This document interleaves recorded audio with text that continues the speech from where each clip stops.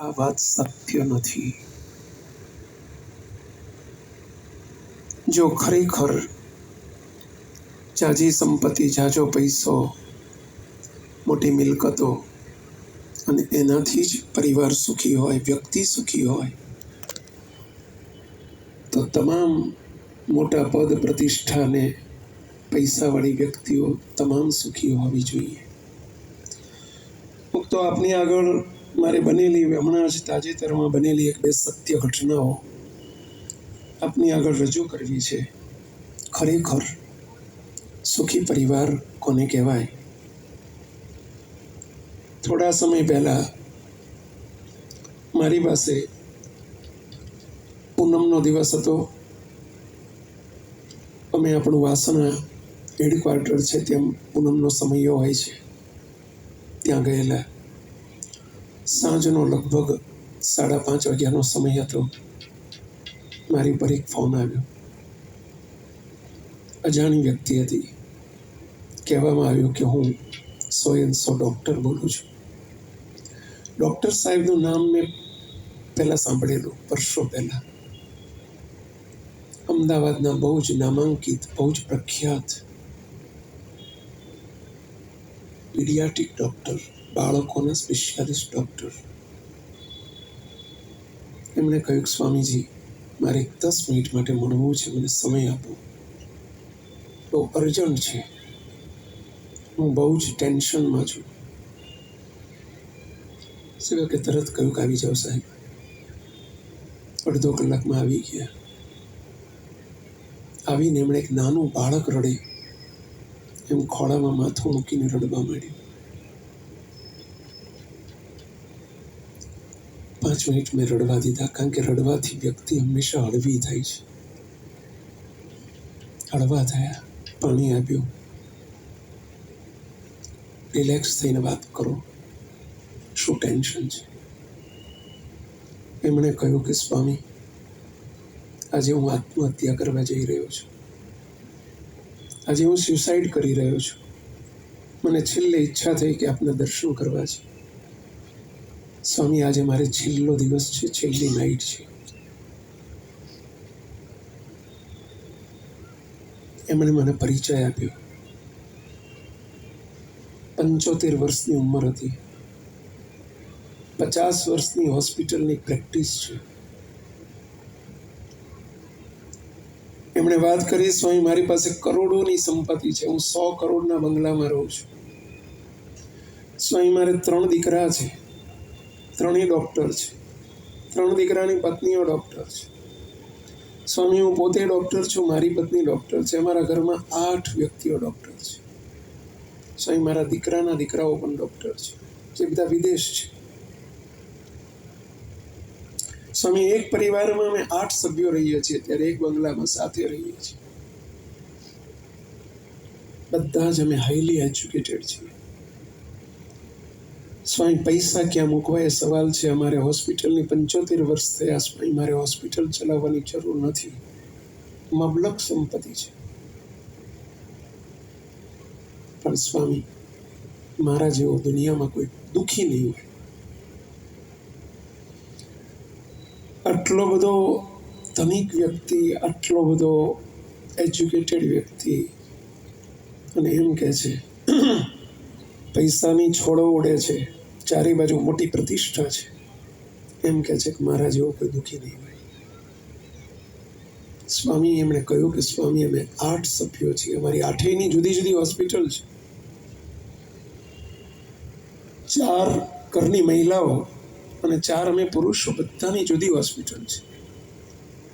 પરંતુ સ્વામી, અમારા 8 વચ્ચે એકબીજાની સાથે કોઈને બોલવાનો વ્યવહાર નથી. મને મારી પત્ની સાથે, મારી પત્નીને મારી સાથે બોલવાનો વ્યવહાર નથી. દીકરાઓને એમની પત્નીઓ સાથે બોલવાનો વ્યવહાર નથી. સ્વામી, અમે ધર્મશાળામાં રહેતા હોય ને એમ રાત્રે ઘેર આવીએ છીએ, એટલે અમારા સૌના રૂમ છે, બેડરૂમમાં બેસી જઈએ છીએ. સ્વામી, અમને ઘેર આવવાનું મન થતું નથી. હોસ્પિટલથી ઘેર આવવાનું મન થતું નથી. નિસાસો નાખીએ છીએ કે ક્યાં જમપુરીમાં જવાનું થાય, એવા વિચારો આવી જાય. સ્વામી, હું જાણું છું ડ્રિંક્સ ના લેવાય. સ્વામી, અમે બધા ડ્રિંક્સના આધારે નાઇટ પસાર કરીએ છીએ.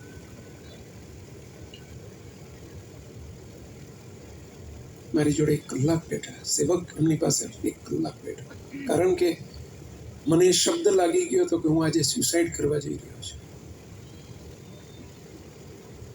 અમારો ધર્મ છે કોઈને બચાવવાનો. બધા જ મારે પાછળના કામ રોકી દઈને 1 કલાક, 1.25 કલાક બેઠો એમની સાથે. તો એમણે મને આનંદથી હું કહી શકું છું કે રાજી થઈને, આનંદિત થઈને ઉભા રહ્યા, પ્રતિજ્ઞા લેવડાવી કે આજ પછી કોઈ દિવસ વિચાર નહીં કરવાનો.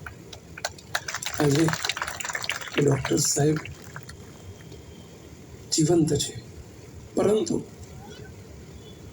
આપની વાત રજૂ એટલા માટે કરું છું. ઘણો પૈસો છે, મોટી પ્રતિષ્ઠા છે, પદ છે, બધું છે, છતાં વ્યક્તિ દુઃખી છે, પરિવાર દુઃખી છે. બીજું એક, મારી પાસે એક પેપરનું કટિંગ આવ્યું છે.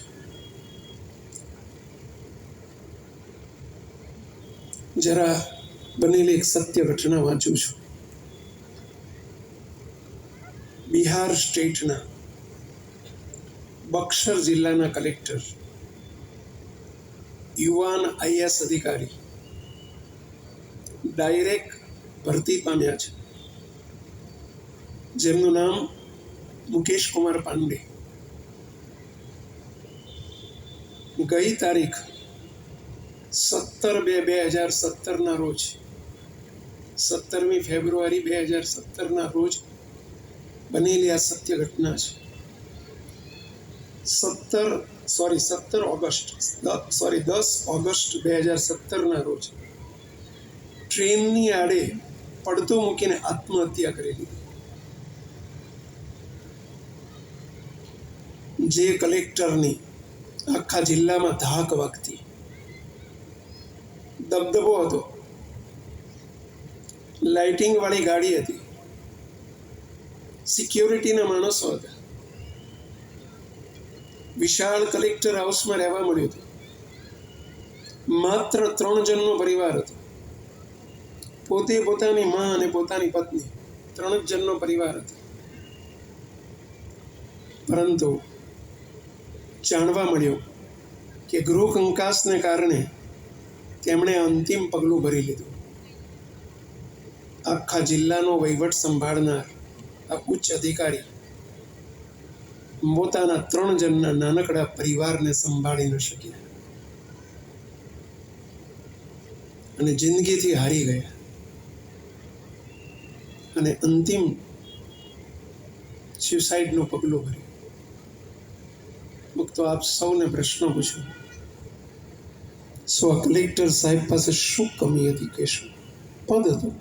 કેટલું ઉચ્ચ પદ હતું, પૈસો હતો, પ્રતિષ્ઠા હતી, જ્યાં જાય ત્યાં બધી સેલ્યુટ વાગતી હતી. કોઈ પણ વ્યક્તિને પૂછો કે કલેક્ટર સુખી હશે કે દુઃખી હશે, બહારથી કોઈ ન કહી શકે કે માણસ દુઃખી હોય. બધા એમ જ કે કલેક્ટર કે દુઃખી હોતા હશે.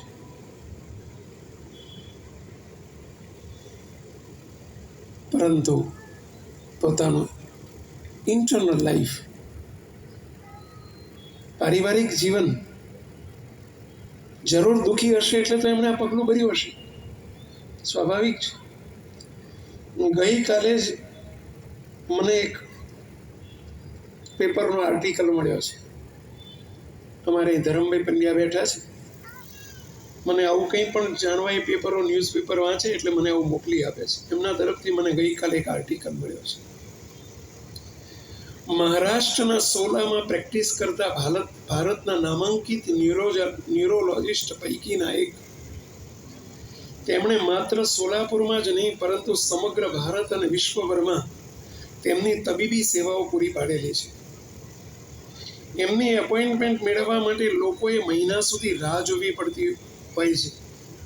એવાએ પોતાના વિષયમાં નિષ્ણાંત હતા.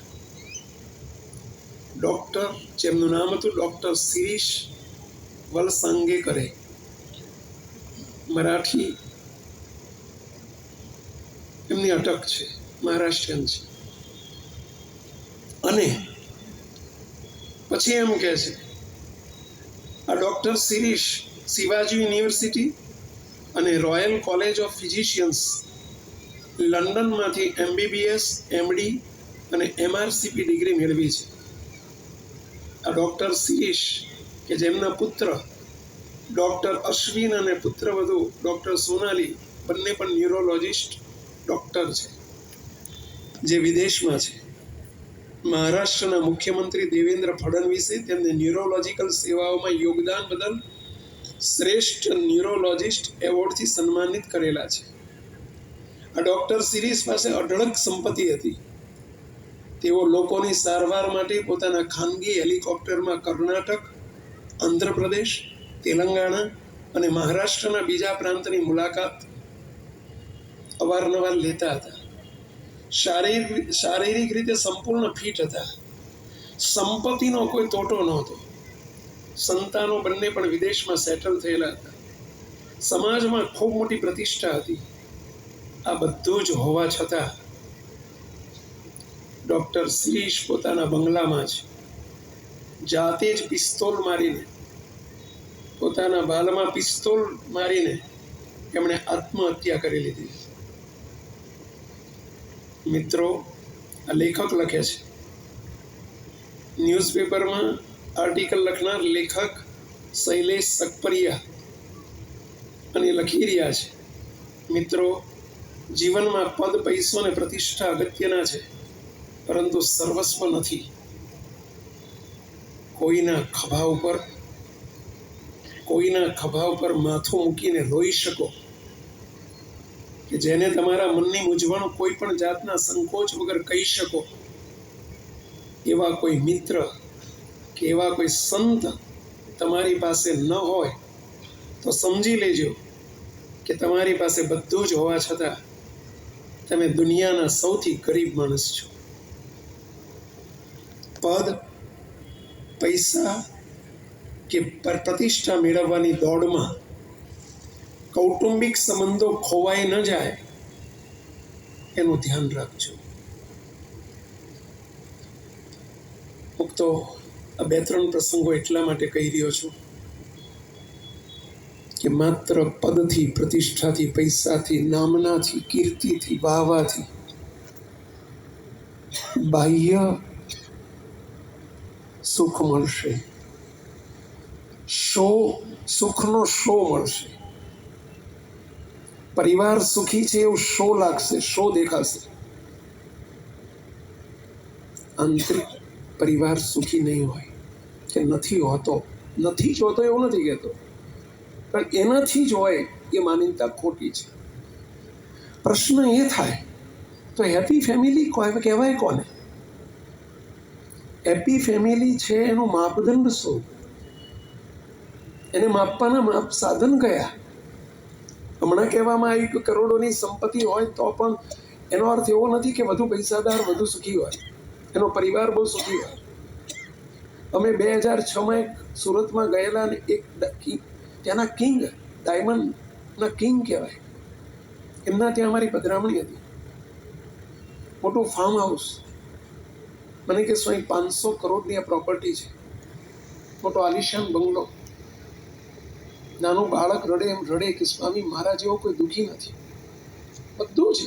કોઈ પણ વ્યક્તિ, સુરતની વ્યક્તિને એનું નામ આપો કે આ વ્યક્તિ કેવી, તરત એક જ જવાબમાં આવે, બહુ સુખી, બહુ સુખી, બહુ સુખી. 2 પગે ચાલનારી કોઈ પણ વ્યક્તિ, નાનો બાળક પણ એમ જ કે બહુ સુખી. એ એમ કહે છે કે સ્વામી હું બહુ દુઃખી છું.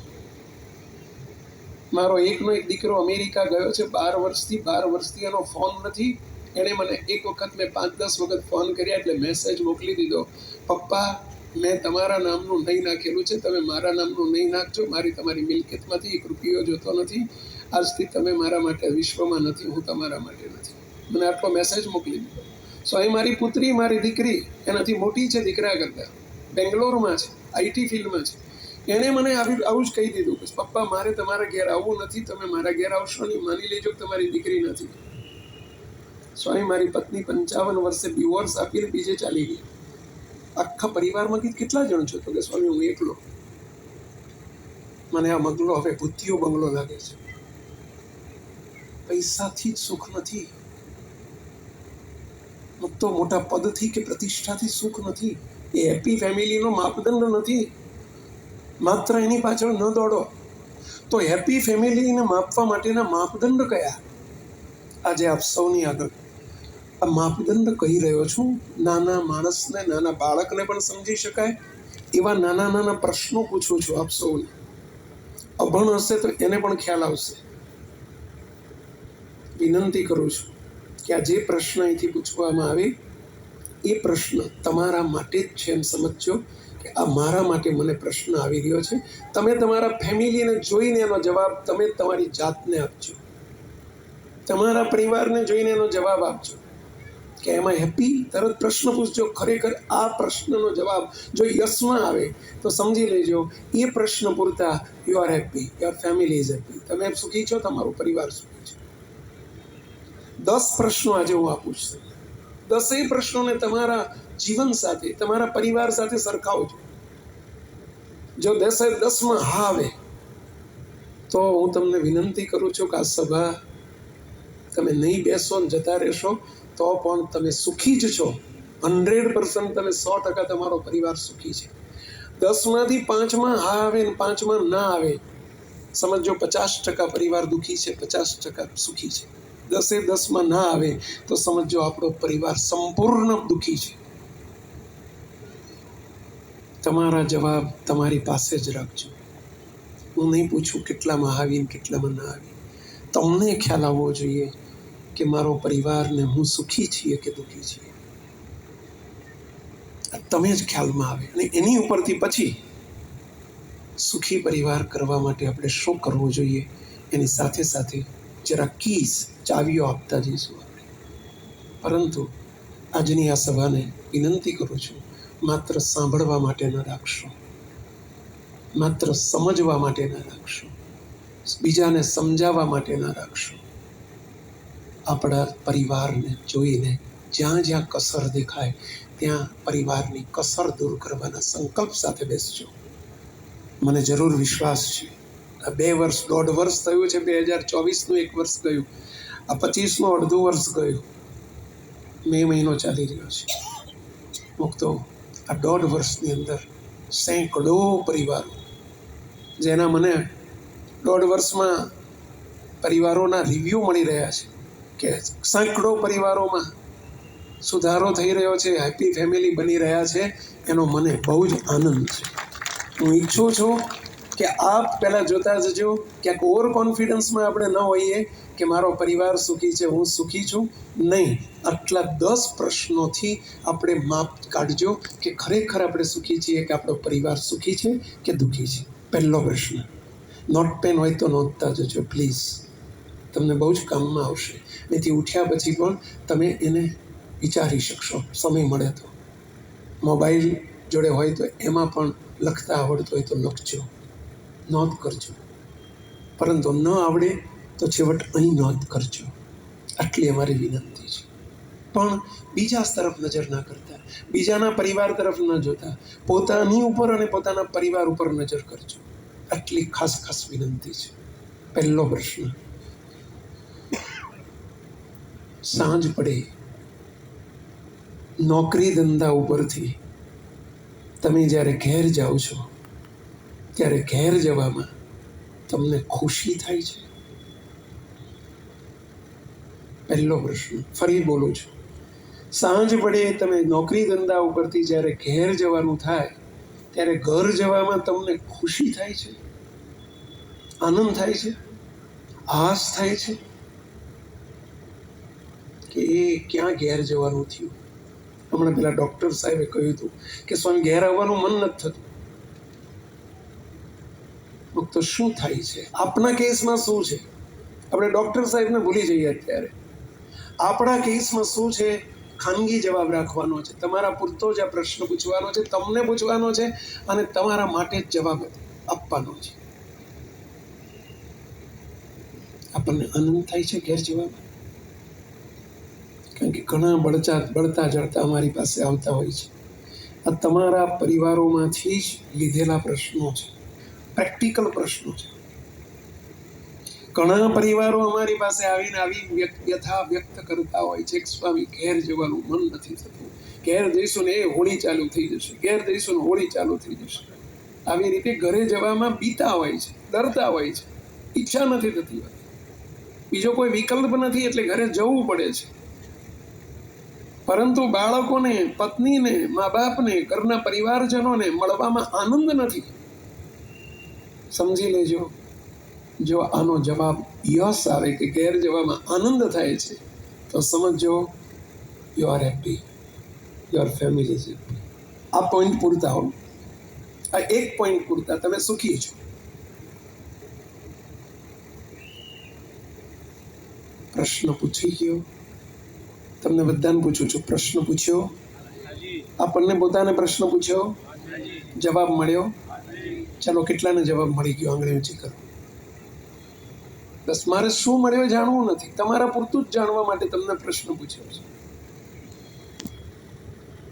જો yes, then congratulations to all of you. જેને જેને યસ આવ્યું હોય ને એને અભિનંદન આપું છું, અભિનંદન કે યુ આર હેપી. આ પોઈન્ટ પૂરતા તમને અભિનંદન, તમારા પરિવારને અભિનંદન. ધન્યવાદ. બીજો પ્રશ્ન, સાંજ પડે તમે જ્યારે ઘેર જાઓ છો ત્યારે તમારો પરિવાર તમારા ઘેર જવાથી ખુશ થાય છે? તમે કહેશો પહેલો પ્રશ્ન આવો જ આવ્યો, તો ના, જુદો છે.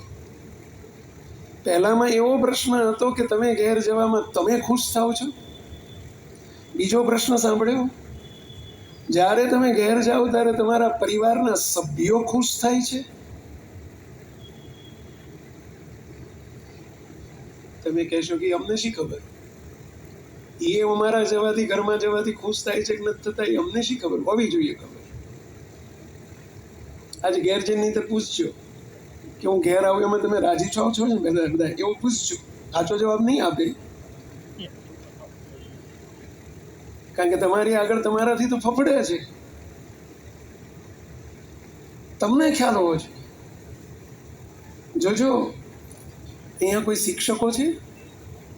પ્રાથમિક શાળા, હાઈસ્કૂલ, કોલેજમાં કોઈ શિક્ષક, ટીચિંગ લાઈનમાં કોઈ હોય? જરા આંગળી ઊંચી કરશું. રિટાયર્ડ હોય તો આંગળી ઊંચી કરજો. શિક્ષક લાઈનમાંથી રિટાયર્ડ થયેલા હોય. મુક્ત આપણે બધા શિક્ષક નથી, પણ વિદ્યાર્થી તરીકે આપણે બધા સ્ટુડન્ટ લાઈફમાંથી પાસ થયેલા છે. સ્કૂલની અંદર બે પ્રકારના શિક્ષક હોય છે. જોજો, કેટલાક શિક્ષક પીરિયડ લેવા જાય ને ત્યારે આખો ક્લાસ ફૂલ થઈ જાય, બોલો ક્લાસ ભરી જાય આખો. બાજુના બીજા ક્લાસના સ્ટુડન્ટ પણ આ ક્લાસમાં આવીને બેસી જાય. ટીચર એટલા બધા ફેવરાઇટ હોય, બધાને એ ટીચરની સાથે એટલો બધો પ્રેમ હોય, એ પીરિયડ ભરવો ગમતો હોય. અને કેટલાક ટીચરનો પીરિયડમાં ક્લાસ અડધો થઈ જાય. એનો અર્થ કે તમારા જવાથી, ટીચરના જવાથી ક્લાસમાં બધા હેપી નથી, એટલે ક્લાસ અડધો થઈ જાય છે. અને કેટલાકના પીરિયડ ઘર જવાથી, ક્લાસમાં જવાથી, ટીચરના જવાથી ક્લાસના બાળકો બધા બહુ જ ખુશ થઈ જાય છે. એ ટીચરને ખબર હોવી જોઈએ કે મારા જવાથી ક્લાસમાં બધાને ગમે છે કે નથી ગમતું, એ ટીચરને ખ્યાલ હોવો જોઈએ. એમ તમને બધાને ખબર હોવી જોઈએ કે તમે ઘેર જાઓ છો ત્યારે ઘરના સભ્યો ખુશ થાય છે કે બધા એમ થાય કે આ બબાલ ક્યાં આવી, એવું લાગે છે. જરા તપાસજો. ઘણા, અમને તો કેવી રીતે ખબર પડે, પણ ઘણાના ઘરમાંથી બાળકો દ્વારા અમારી પાસે પ્રાર્થના પત્ર આવતા હોય છે કે સ્વામી અમને તમે વિદેશ જાઓ, ક્યાંક બહાર જાઓ તો 15 દાડા, મહિનો લઈ જાઓ તો અમારા ઘરમાં શાંતિ થાય. ને આવું ઘણા લખીને મોકલતા હોય છે. એના ઉપરથી મને વિચાર આવ્યો કે તમે બધા ઘણા એવા હશો કે ઘરમાં રહેવાથી ઘરના સભ્યો ખુશ નહીં રહેતા હોય. તો જો યસ આવે કે તમારા ઘરમાં જવાથી બધા ઘરના સભ્યો ખુશ રહે છે, ખુશ થાય છે, તો સમજવું you are happy, your family is happy. તમે સુખી છો, તમારો પરિવાર સુખી છે. જો જવાબ નો આવે તો તમે માનો છો કે અમે ખુશ છીએ, ભલે ઘરમાં તમે રૂપિયાના ઢગલા કરી દેતા હોય, સંપત્તિના ઢગલા કરી દેતા હોય, સગવડોના, સાનુકૂળતાના ઢગલા કરી દેતા હોય, પરંતુ ઘરમાં જવાથી તમારો પરિવાર તમને આવકારતો નથી, તમને પ્રેમ નથી કરતો, તમારા જવાથી ને તમારા ઘરમાં રહેવાથી ખુશ નથી થતો, એ પૈસાને, સંપત્તિને, બંગલાને, સુવિધાઓને શું કરવાની? તોય પીવાની. તો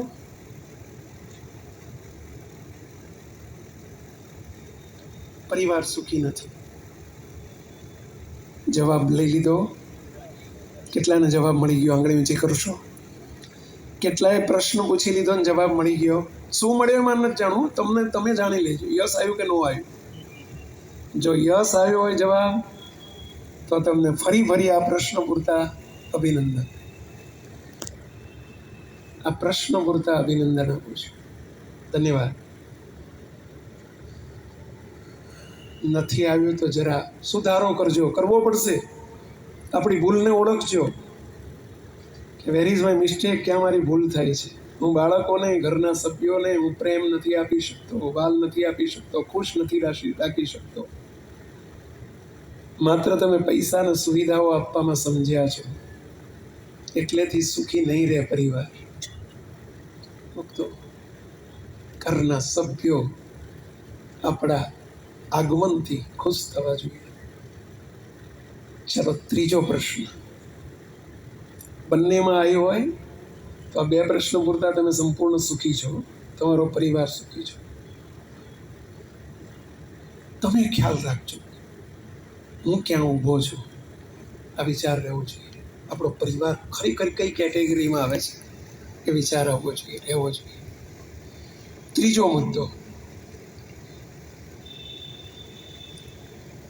દિવસમાં કોઈ પણ એક વખત, સવારે, બપોરે કે સાંજે, દિવસમાં એક વખત પરિવારના સભ્યો સાથે મળીને હસતા રમતા આનંદ કિલોલ કરતા કરતા સમૂહ ભોજન કરી શકો છો? ફરીથી પૂછું છું, દિવસમાં એક વખત પણ, એટલીસ્ટ વન ટાઈમ, કોઈ પણ એક વખત તમારી અનુકૂળતાએ ઘરના બધા સભ્યો ભેગા બેસીને ભોજન કરી શકો છો? એટલો પ્રશ્ન નથી. આનંદ કિલ્લોલ કરતા થતા ભોજન કરી શકો છો? That is important. ઘણી વખત ભોજન તો થતું હોય પણ ભોજનમાં ભડકો થતો હોય.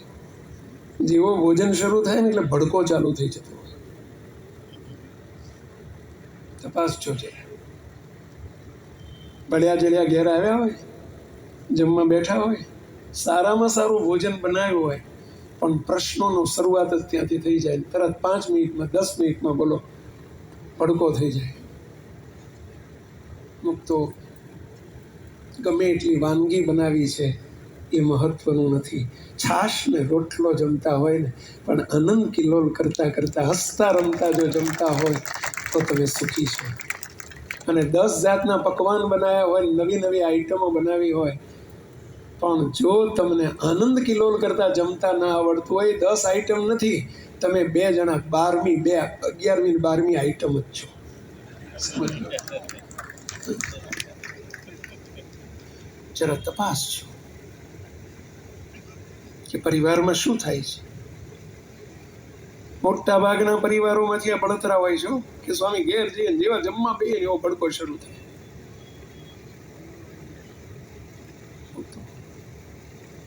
શું કરવાનું? એ ભોજન સમૃદ્ધ છે, તમે દુઃખી છો. ભોજન સમૃદ્ધ છે, ભોજન હેપી છે, તમે હેપી નથી, પરિવાર હેપી નથી. આ પોતાનું ઘર જ તપાસવાનું છે આપણે. બીજાના ઘર તરફ સહેજ પણ દ્રષ્ટિ ન કરશો, પ્લીઝ પ્લીઝ પ્લીઝ. આપણા પરિવાર ઉપર નજર કરજો.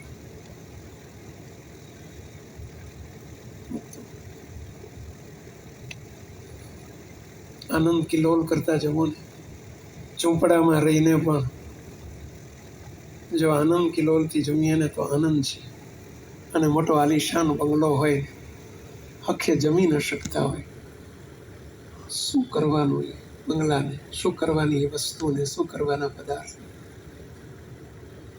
બહારથી દુનિયા જાણશે કે બહુ સુખી છે. અને અત્યારનો મોટા ભાગનો આવું શો લાઈફ ચાલતા હોય છે, શો લાઈફ. દેખાડવાના જીવન જુદા હોય ને વાસ્તવિકતા એ ઘરની પરિસ્થિતિ આખી જુદી હોય, પરિવારની પરિસ્થિતિ જુદી હોય. તો આ જે અંદરની ઇન્ટરનલ પારિવારિક પરિસ્થિતિ કેવી હોવી જોઈએ, સુખી પરિવાર કોને કહેવાય, એ જ પ્રશ્નો આવી રહ્યા છે. એક પણ 10 પ્રશ્નોમાં એક પણ પ્રશ્ન એવો નહીં હોય કે તમારી ફિક્સ ડિપોઝિટ કેટલી છે, કેટલી પ્રોપર્ટી છે, કેટલી મિલકતો છે, ઘરના આંગણામાં કેટલી ગાડીઓ છે, કેટલા બંગલા છે, તમારું શું સ્ટેટસ છે. એક પણ પ્રશ્ન આવો નહીં આવે. એ બધો જ હેપી ફેમિલીનો શો છે, વાસ્તવિકતા નથી. આ વાસ્તવિકતા આ છે. જરા તપાસજો, સુધારો કરવો પડે ત્યાં કરજો, હેપી ફેમિલી બનાવજો. ચોથો પ્રશ્ન. ચલો ત્રીજો પ્રશ્ન પૂછી લીધો, જવાબ મળી ગયો. કેટલાને મળ્યો આંગળી ઊંચી કરશો. પાછળ સુધી બધે નજર કરું છું. ફરજિયાત પ્રશ્નનો જવાબ આપવાનો છે, ફરજિયાત. તમારે સ્કૂલમાં તો 10માંથી 8 લખો, 6માંથી 5 લખો, રાઈટ 5 આઉટ ઓફ 6 એવું આવતું. અહીં તો ફરજિયાત છે 10એ 10 પ્રશ્નના જવાબ આપવાના છે. અને એની ઉપરથી જ તમે જજમેન્ટ કરી શકશો કે ખરેખર આપણે સુખી પરિવાર છે કે આપણો પરિવાર દુઃખી છે. ચલો ચોથો પ્રશ્ન, વેરી વેરી ઇમ્પોર્ટન્ટ. તો પરિવારના સભ્યોને એકબીજા ઉપર વિશ્વાસ છે? પરિવારમાં સભ્યોને એકબીજા ઉપર વિશ્વાસ છે? તમને નવાઈ લાગશે આ પ્રશ્ન સાંભળે. સ્વામી, આ પ્રશ્ન અમને ફિટ નથી થતો. વિશ્વાસ એટલે ઘરમાં વિશ્વાસ તો હોય જ ને એકબીજા ઉપર. આવું લાગશે. તો અત્યારનો સમય આખો બદલાઈ રહ્યો છે બિકોઝ ઓફ યોર મોબાઈલ. આ મોબાઈલે માજા મૂકી દીધી છે. Social media, Facebook, WhatsApp, Instagram. આજે પત્ની પોતાના પતિના ફોન ચેક કરતી હોય, પતિ પોતાની પત્નીના ફોન ચેક કરતા હોય. સમય આવ્યો છે. અમારા કરતાં તો તમે બધા બહુ અનુભવી છો. મા બાપ પોતાના દીકરા દીકરીઓના ફોન ચેક કરતા હોય, દીકરીઓ દીકરાઓ પોતાના મા બાપના ફોન ચેક કરતા હોય. એનો અર્થ કે વિશ્વાસ નથી. થોડાક ઘરમાં તમે મોડા જાઓ તો તરત પ્રશ્ન થાય, ક્યાં ગયા હતા, કેમ મોડું થયું? એનો અર્થ કે વિશ્વાસ નથી. તમારા ધર્મપત્ની કે તમારી દીકરી કોઈની સાથે એક બાજુ ખાનગીમાં વાત ફોન પર કરતા હતા, તરત તમે ડાઉટ શંકાથી જુઓ છો, કોને ફોન કરતા હતા, કેમ એક બાજુ જઈને ફોન કર્યો? એનો અર્થ કે વિશ્વાસ નથી.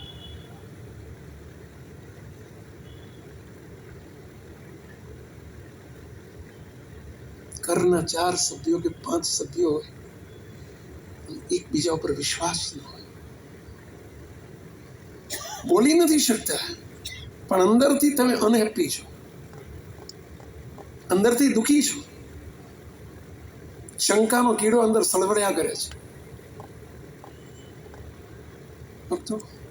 આનાથી કયું મોટું દુઃખ? પરિવારમાં જોડે રહેનાર ઉપર એકબીજાને વિશ્વાસ ન હોય. અને નરી સત્ય હકીકત છે. અને એનું મોટું કારણ તમારો મોબાઈલ, આજનો મોબાઈલ છે.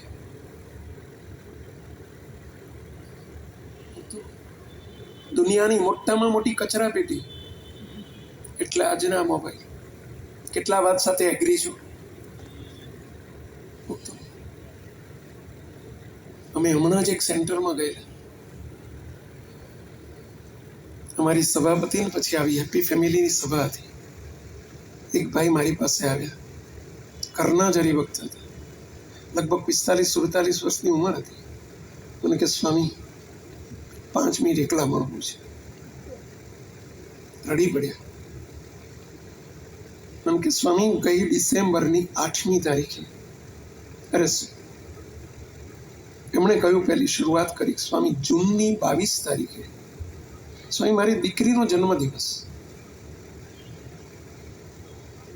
મારે સ્વામી સંતાનમાં એક દીકરી જ છે.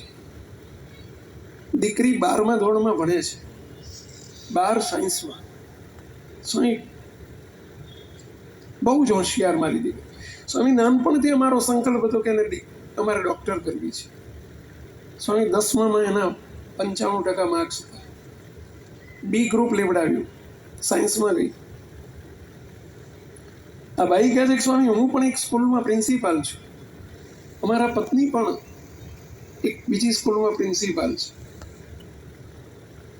અમારી દીકરી પાછળ સ્વામી અમે લાખો રૂપિયા ખર્ચી નાખ્યા. કોઈ પણ રીતે અમારી દીકરી જે કોઈ અમારે જે કોઈ દીકરો દીકરી એક જ દીકરી હતી સ્વામી, એને કોઈ દિવસ ઉછેરમાં ક્યાંય પણ કરકસર રહેવા દીધી નથી. સ્વામી 22મી જૂન,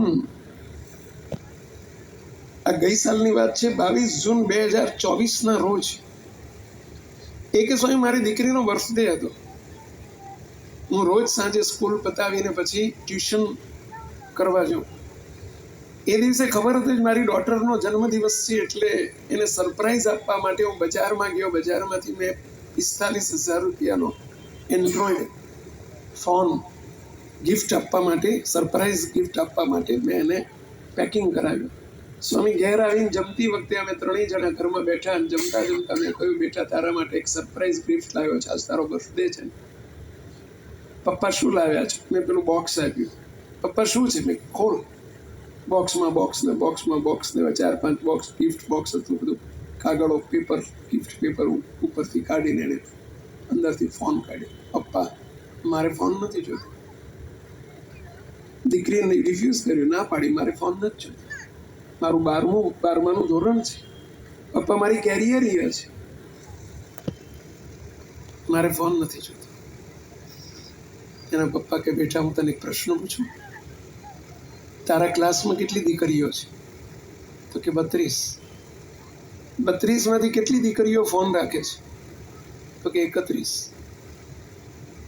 એનો અર્થ કે તું એક જ નથી રાખતી? તો કે હા. બેટા ધન્યવાદ છે તને, પરંતુ આમાં તને પણ કેટલી શરમ આવતી હશે.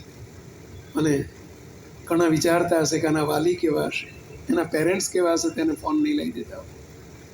અમારા માટે ને તારી પ્રેસ્ટીજ માટે પણ તું ફોન રાખ, ભલે એનો ઉપયોગ મર્યાદાથી કરજે, ફિલ્ટર કરીને કરજે, પરંતુ ફોન રાખ. સ્વામી પરાણે અમે દીકરીને ફોન આપ્યો. નાના કરતી રહીને અમે બહુ આગ્રહ કરીને ફોન આપ્યો. સ્વામી ડિસેમ્બરની 23 તારીખે કે 28 એવું કંઈક કહ્યું, મને એક્ઝેક્ટ યાદ નથી.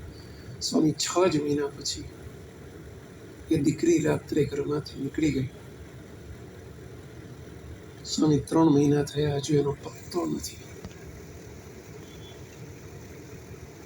એનો કોઈ મેસેજ નથી.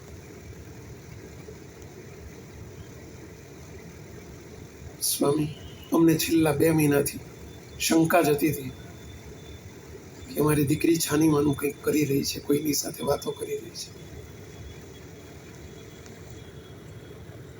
તો આ મોબાઈલને લોક મરાય એવું નથી, પરંતુ એના ઉપયોગને બહુ સાવધાનીપૂર્વક કરવું એ તમામ બાળકો અને વાલીઓ માટે બહુ જરૂરી છે. દીકરી ગુમાવી એ કે સ્વામી અમારું સ્વપ્ન રહી ગયું. કોની પર વિશ્વાસ કરો? ઘરમાં પરિવાર ઉપર પણ કોની પર વિશ્વાસ કરો? હમણાં જ મારી પર એક મેઇલ આવ્યો છે. 22 વર્ષનો દીકરો લખે છે કે સ્વામી મારો 62 વર્ષનો બાપ, મારી બહેનો છે સૌથી મોટી અને હું સૌથી નાનો છું. મારા 62 વર્ષના પપ્પા બીમાર હતા 2 દિવસ પહેલા, અને સ્વામી હું એમને પગ દબાવતા જોડે સૂઈ ગયો. એમનો મોબાઈલ મારા હાથમાં આવી ગયો, ઊંઘી ગયા હતા. એમનો મોબાઈલ કોઈ દાડું અડું નહીં, મેં મોબાઈલ લીધો ને જ્યાં આમ સ્ક્રોલ કરવા માંડ્યો. સ્વામી મારી આંખો પોળી થઈ ગઈ. મારા પપ્પાએ જે ચેટિંગ કર્યું છે સ્વામી, મને 1 મિનિટ તો એમ થઈ ગયું કે મારા પપ્પાનું ગળું દબાઈ નાખું, મારી નાખું. મને પપ્પા કહેતા શરમ આવવા મળી છે. સ્વામી જો આજનો યુગ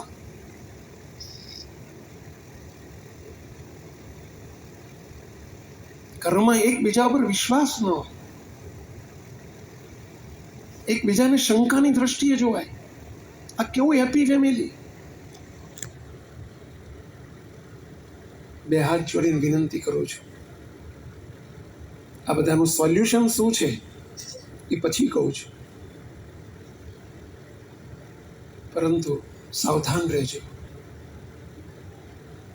તો એકબીજા ઉપર વિશ્વાસ ટકી રહે એવું આપણું ટ્રાન્સફરન્ટ જીવન બનાવજો. માતા પિતાઓને પણ કહું છું, ને વાલીઓને પણ કહું છું, ને બાળકોને પણ કહું છું, આપણું જીવન પારદર્શક બનાવજો.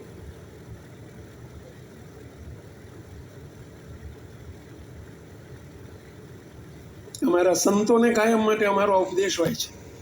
સંતો, આ પરિવારોએ, હજારો ને લાખો લોકોએ આપણી પર કેટલો મોટો વિશ્વાસ મૂકેલો છે. આપણું જીવન એવું પારદર્શક રાખજો કે કોઈ આપણી સામે આંગળી ન ચીંધે, કોઈને ચાન્સ ન મળવો જોઈએ. જેટલી પારદર્શકતા હશે આપણી, જેટલું ઓપન લાઈફ હશે આપણું, એટલો જ આપણે વિશ્વાસ સંપાદન કરી શકીશું. તમને પણ હું વિનંતી કરું છું, પરિવારમાં પારદર્શક બનજો, ઓપન રહેજો. કંઈક ખાનગી આવ્યું એનો અર્થ તમે કંઈક છુપાવો છો. there is something wrong. શું ખાનગી? મા બાપથી? કોનાથી ખાનગી?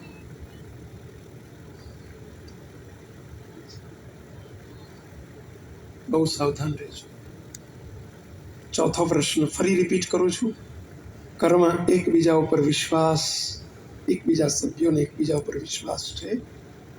Yes, then you are happy. Your family is happy. જો વિશ્વાસ ન હોય ને કંઈક અંદર શંકાઓ રહેતી હોય તો તમે સુખી રહેવાનો કે સુખી દેખાવાનો પ્રયાસ કરો છો. You are not happy. તમે ખરેખર સુખી નથી. શો છે?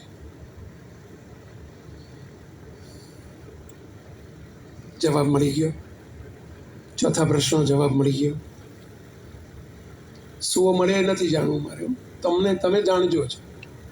યસ કે નો તમે જાણજો, મારે જાણવું. પાંચમો પ્રશ્ન વેરી વેરી વેરી ઇમ્પોર્ટન્ટ. પાંચમો અને છઠ્ઠો બે પ્રશ્નો આવે છે. Very very important.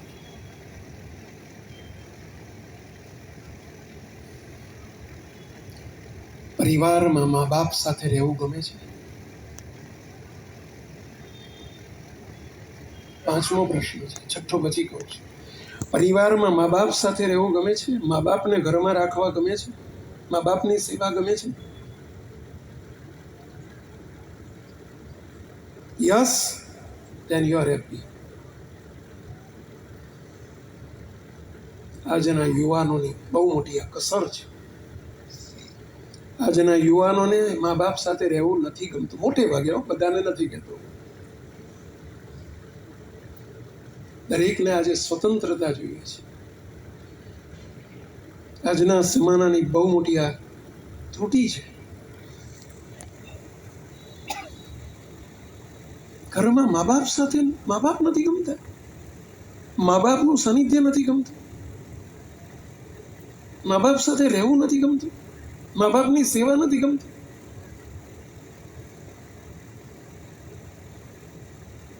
તો શાના હેપી આપણે? આપણા સંસ્કાર છે, આપણી હિન્દુ સંસ્કૃતિ છે. આપણે નાના હતા ત્યારે બોલ્યા છીએ અનેક વખત કવિતામાં, સારે જહાં સે અચ્છા હિન્દોસતા હમારા. આ હિન્દુસ્તાનની અંદર, આ ગુજરાતની અંદર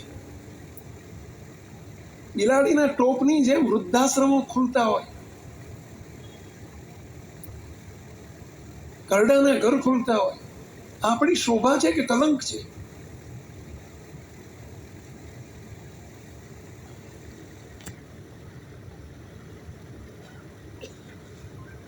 તો મા બાપનું સાનિધ્ય, માતૃદેવો ભવ પિતૃદેવો ભવ, આ આપણી સંસ્કૃતિ છે. અને મા બાપ નથી ગમતા, એમની રોકટોક નથી ગમતી, એમનું સાનિધ્ય નથી ગમતું, જરા તપાસજો આપણા પરિવારમાં. હો, મા બાપ પરિવારમાં દુઃખી હોય, જેમ ફાવે એમ આપણે યુવાનીના અભિમાનમાં, અહંકારમાં મા બાપને જેમ ફાવે એમ બોલી નાખીએ, એમનું અપમાન કરી નાખીએ, તો છડાઈથી વાર્તી એમની સાથે. તો સમજી રાખજો, એક સૂત્ર આપું છું, સનાતન સત્ય, એક સારરૂપ એક વાત કહું છું. જે પરિવારમાં મા બાપ દુઃખી હશે, તમે ક્યારેય સુખી નહીં થાવ, કદી સુખી નહીં થાવ. મા બાપની આંતરડી જે પરિવારમાં કકળતી હશે, મા બાપની હાય આવતી હશે, તો એ પરિવાર કદી સુખી નહીં થાય. કંઈક અમે અમારા અનુભવ ઉપરથી કહીએ છીએ, કંઈક પરિવારો અમે જોયા છે જેને મા બાપને દુખ્યા હોય, મા બાપને દુખ્યા હોય, મા બાપની આંતરડી કકળાવી હોય, મા બાપને હાય લીધી હોય, તો ઉભરો હોય, એને સુખ હોય ને, ઘરમાં સુખ કે પરિવારમાં સુખ હોય ને, સુખનો ઉભરો હોય, બહુ દુઃખી થતા હોય જીવનમાં, તો ક્યારેય સુખી નથી હોતા. હમણાં જ અમે રાજકોટ ગયેલા, રાજકોટમાં એક ભાઈ મને મળવા આવ્યા. મને કે સ્વામી છેલ્લા 15 વર્ષથી હવળું નાખું છું ને બધું અવળું જ પડે સ્વામી, એ હવળું નાખું ને બધું અવળું જ પડે સ્વામી. 7 ધંધા બદલ્યા 15 વર્ષની અંદર સ્વામી. 15 વર્ષ પહેલા બધું હવળું પડતું હતું, અત્યારે બધું અવળું પડે છે સ્વામી. હું 15 વર્ષ પહેલા મિલકતો લે જ કરતો હતો, કમાતો હતો ને મિલકતો લેતો હતો, કમાતો હતો ને મિલકતો લેતો હતો સ્વામી. આ 15 વર્ષમાં સ્વામી મિલકતો વેચવા ઉપર, એક વેચું ને બીજી વેચું ને ત્રીજી સ્વામી. અત્યારે હું જીરો થઈ ગયો સ્વામી. રહેવાનું ઘર છે ને, અત્યારે એક ફ્લેટ છે, એ રીતે સ્વામી હપ્તા ભરી શકતો નથી બેંકના, જશે સ્વામી. આવું કેમ થઈ રહ્યું છે? ત્યારે એમને મેં એટલો જ પ્રશ્ન પૂછ્યો, તમારા મા બાપ ક્યાં છે? સ્વામી પપ્પા તો 5 વર્ષ પહેલા પાસ હવે થઈ ગયા, એટલે ધામમાં ગયા, ભગવાનના ઘેર ગયા. મારી તો કે મમ્મી, તો કે મમ્મી વૃદ્ધાશ્રમમાં છે. બસ એમની હાય લાગી રહી છે, અહીંથી એમની આંતરડી કકડી રહી છે, એનું પરિણામ છે. તપાસતા જજો આપણા જીવનમાં. અને એક વાત યાદ રાખજો, જેવું વાવશો એવું લણશો. તમારા બાળકો બધું ઘરમાં જુએ છે, તમે તમારા પપ્પા મમ્મી સાથે જેવું બિહેવ કરો છો, તમારા બાળકો જુએ છે, એમના સંસ્કાર પડી રહ્યા છે, ને એમને એવી ઇમ્પ્રેશન ઊભી થઈ રહી છે કે આપણા ઘરનો આ રિવાજ છે. અને એ રિવાજ તમને આવતીકાલે ચક્રવૃદ્ધિ વ્યાજ સાથે પાછો આપશે.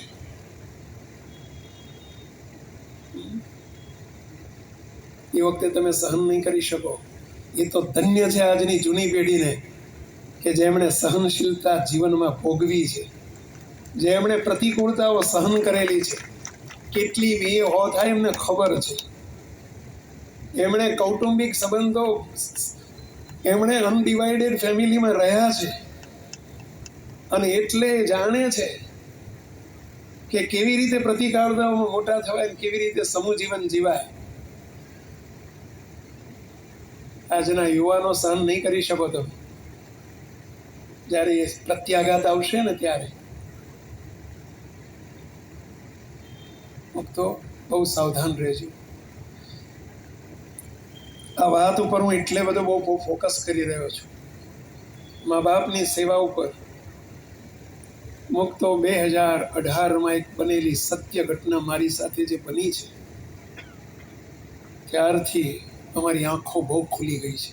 આ ટોપિક માટે બહુ ચિંતિત થયા છીએ.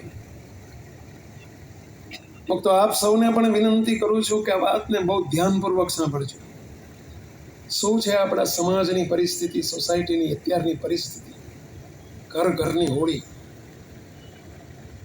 આપણો એક અમદાવાદનો પરિવાર, ઘરમાં 4 જ વ્યક્તિ. 28મી ડિસેમ્બર 2018ના રોજ બનેલી આ સત્ય ઘટના કહું છું. તો એ દિવસે સવારમાં 6:30 વાગે આપણા અહીંના સ્વામિનારાયણ ધામમાં મારું નિવાસ, અને ત્યાં આપણા ટેલિફોન ઓપરેટર ઉપર સવારના 6:30 વાગ્યાથી એક ફોન આવવાનો ચાલુ થયો. સતત રિંગ વાગ્યા કરે. અમારા ટેલિફોન ઓપરેટરે ઉપાડ્યો એટલે પૂછ્યું કે કોણ બોલો છો? કે મોટા સ્વામીજીને આપો. સેવકને આપવાનું મને આપવા માટે એમને સજેસ્ટ કર્યું. કોણ બોલો છો આપ? હું નામ તમને નહીં આપું, હું સ્વામીજીને આપો એમને જ મારું નામ ઠામ બધું આપીશ. મારે અર્જન્ટ કામ છે, ફોન આપો. પેલા ભાઈએ કહ્યું કે સ્વામી 9:30 વાગ્યા સુધી મળશે નહીં. મોટે ભાગે અમે હોઈએ ત્યાં સુધી 9 વાગ્યા સુધી મારું એકાંત હોય છે, મૌન હોય છે. એટલે કહ્યું સ્વામી 9 વાગ્યા સુધી નહીં મળે. અરે અર્જન્ટ આપો. ના કેમ મળે? મારે અર્જન્ટ કામ છે. 2-3 વખત 9 વાગ્યા સુધીમાં 3 વખત ફોન આવ્યા.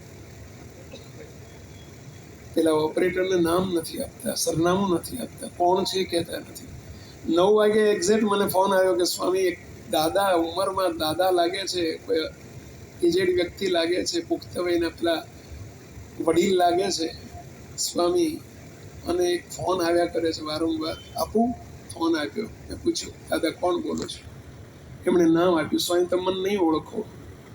સ્વામી મારો દીકરો સ્વામિનારાયણનો સત્સંગી છે, હું તો પ્યોર વૈષ્ણવ છું, હું સ્વામિનારાયણના મંદિરમાં કદી આવ્યો નથી, પરંતુ સ્વામી મારે એક વાત પૂછવી છે તમને.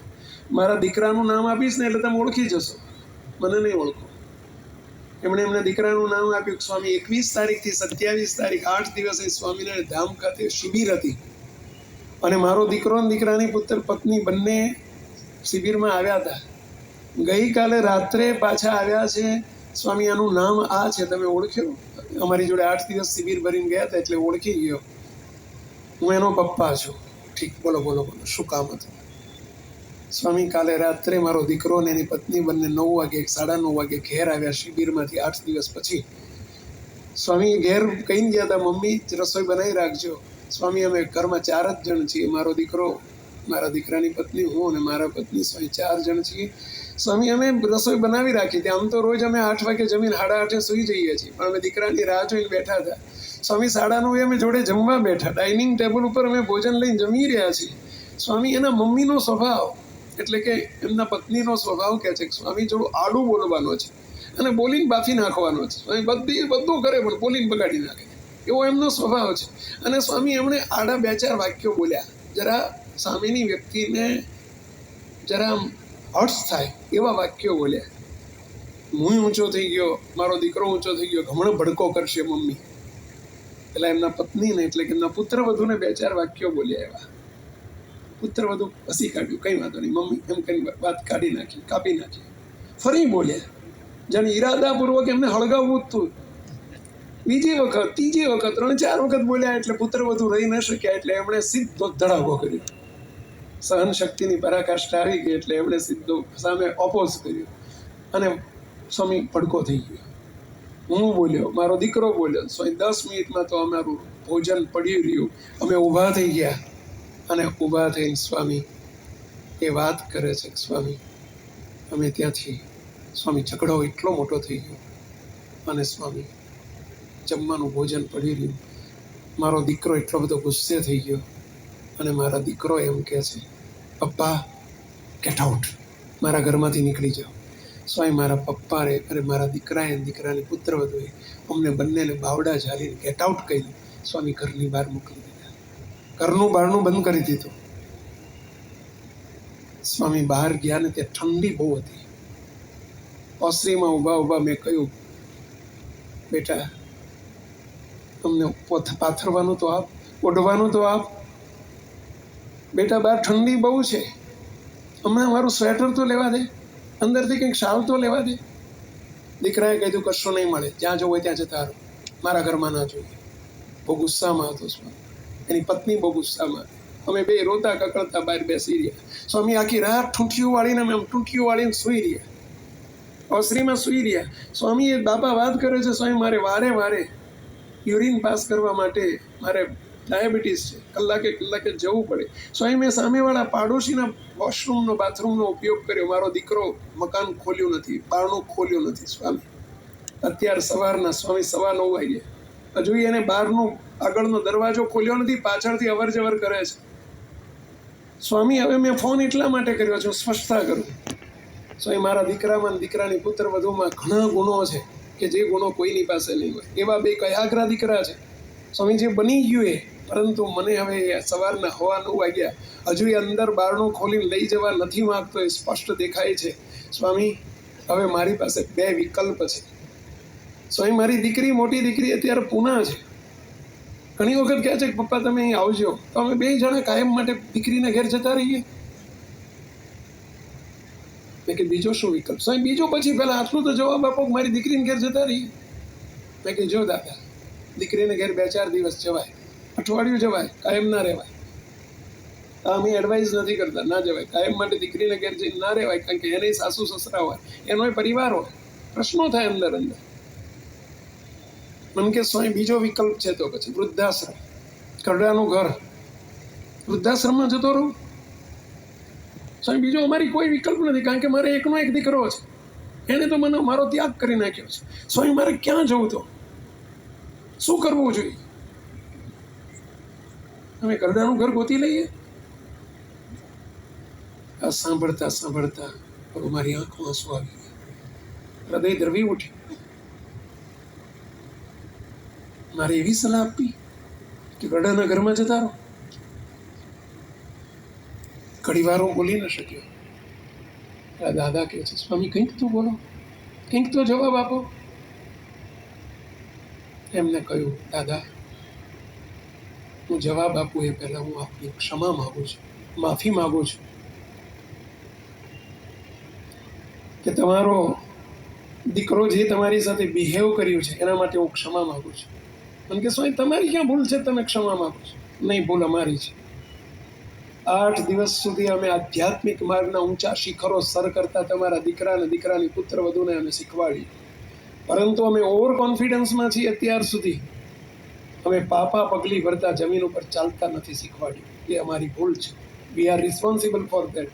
અમે એના માટે જવાબદાર છીએ કે મા બાપ સાથે ઘરમાં કેવી રીતે રહેવું જોઈએ એ અમે નથી શીખવાડ્યું. મા બાપને ગેટ આઉટ કે એ દીકરાના સંસ્કાર કેવા હોય, એ આપણી સંસ્કૃતિ છે, એ આપણા સંસ્કાર છે. મને બહુ દુઃખ થાય છે, ભયંકર દુઃખ સાથે બહુ દ્રવિત હૃદય હું આપની માફી માગું છું કે તમારા દીકરાએ જે તમારી સાથે બિહેવ કર્યું છે એના માટે હું ક્ષમા માગું છું.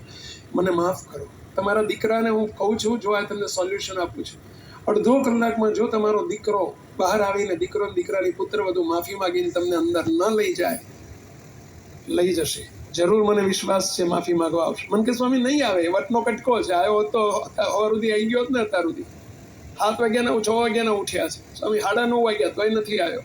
નહીં આવે. મેં કીધું જો આવે તો દાદા હું તમને વિનંતી કરું છું, છોરું કછોરું થાય, માવતર કમાવતર ન થાય. તમે વિના સંકોચે ઘરમાં જજો, બધું ભૂલી જજો, માફ કરી દેજો. કોઈ દિવસ જીવનમાં યાદ ના કરશો કે તે મને ગેટ આઉટ કહ્યું હતું.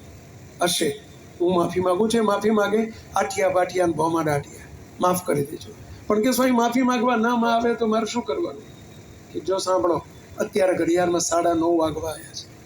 મને ખબર છે તમે સરનામું આપ્યું એ પ્રમાણે કે તમે ક્યાં રહો છો. અહીંથી સ્વામિનારાયણ ધામ ઉપરથી હું ગાડી રવાના કરું છું, મંદિરની ગાડી રવાના કરું છું. 45 મિનિટનો સમય માગું છું. 10:15 વાગે કે 10:30 સુધીમાં તમારા ઘરના આંગણામાં મંદિરની ગાડી પડી હશે. તમે પહેર્યા કપડે બંને જણા બેસી જજો. જીવન પર્યંત તમારી કપડાની, વસ્ત્રની, ભોજનની સુવિધા, રહેવાની તમામ સુવિધા અહીંયા થઈ જશે ભગવાનના ઘેર. હું તમને વચન આપું છું, છેલ્લા શ્વાસ સુધી તમારી તમામ જવાબદારી અમે સંતો નિભાવીશું. આજ સુધી તમારે 1 દીકરો હતો, હવે તમારે 100 દીકરા છે એમ સમજજો. અને અંતકાળ સમયે તમારી નનામી અમારા ખભે ઉપાડીને તમારો અગ્નિ સંસ્કાર હું કરીશ, એનું હું વચન આપું છું. મારે એવું કેવું વૃદ્ધાશ્રમમાં જતા રહો?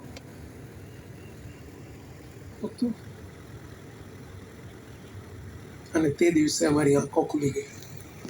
આજે પણ એ દિવસ મને યાદ કરું છું, એ પ્રસંગ યાદ કરું છું, અંતરમાં બહુ ઘા વાગે છે. આ આપણી સંસ્કૃતિ, આ આપણા સંસ્કાર, આ આપણા સમાજની પરિસ્થિતિ.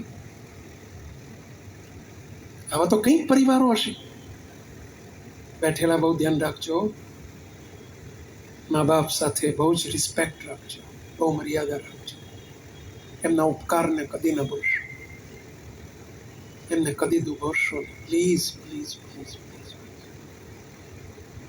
સ્વામિનારાયણ ભગવાને વચનામૃતમાં લખ્યું છે, કાર્યાણી પ્રકરણનું બીજું વચનામૃત છે, અને એમાં 3 બાબતો લખી છે. સ્વામિનારાયણ ભગવાને આદેશ આપ્યો છે, પોતાના મા બાપને જેણે દુભવ્યા હોય એની હાય લીધી હોય, જેણે પોતાના ગુરુને દુભવ્યા હોય, કારણ કે ગુરુ પણ આધ્યાત્મિક મા બાપ છે, જેણે પોતાના ગુરુને દુઃખી કર્યા હોય, જેણે મા બાપને દુઃખી કર્યા હોય, જેણે કોઈ ગરીબ વ્યક્તિને દુભવી હોય, દુઃખવી હોય, એને દુઃખી કરી હોય, એ વ્યક્તિ ક્યારેય સુખી થતો નથી. એનો મોક્ષનો માર્ગ પણ ચોકડી વાગી જાય છે, એવો ભગવાન સ્વામિનારાયણ બોલ્યા છે વચનામૃત ગ્રંથની અંદર. હું તો આપ સૌને વિનંતી કરું છું, કદી મા બાપને દુભાવશો નહીં, ગુરુને દુભાવશો નહીં. કોઈ ગરીબ